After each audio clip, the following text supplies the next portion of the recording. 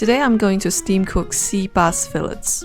By cooking this way, it retains more nutrition and no oil is involved, so it's a lot healthier. Get some water, bring to boil. Chop up some ginger, chili, and spring onion.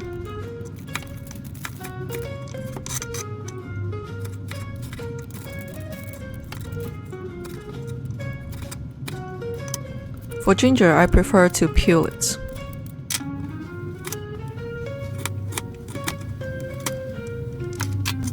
Slice the fish on the skin halfway through. And then put the chopped ginger into the openings.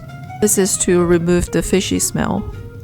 Put the fish into the steam basket together with spring onions and chili.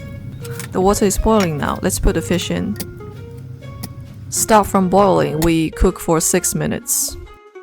After 6 minutes, we take the fish out. Then it's time for plating.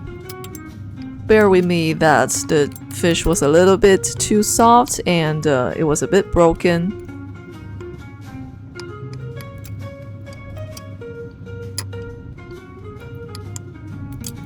Finally, add some fish soy sauce. And that's all you need for seasoning. Thank you for watching.